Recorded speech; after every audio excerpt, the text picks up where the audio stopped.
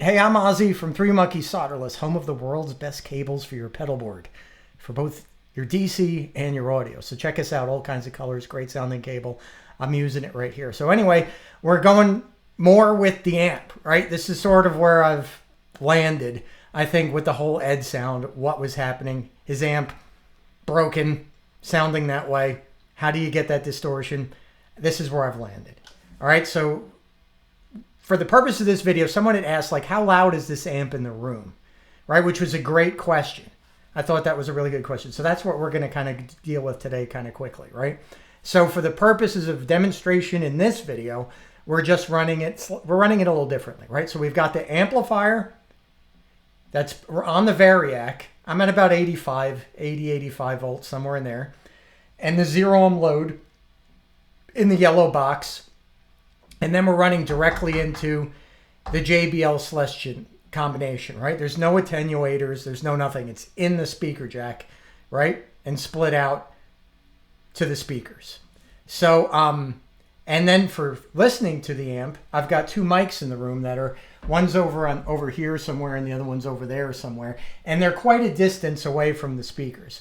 So it's not really mic'd properly. So you're not going to get like the good mic sound. You're going to get the room sound, right? Like the overhead sounds that we were comparing to that really were a revelation for me as to what Eddie's amplifier actually sounded like when you were standing in front of it. You know, that really overdriven sort of hard clip that amp had, right? Raspy, hard clipping.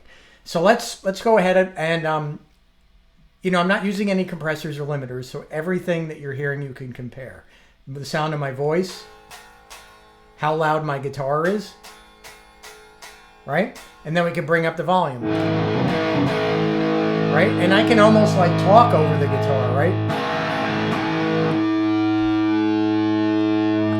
It's not loud. I mean, people would not be upset with you if you were kind of like playing this thing, right?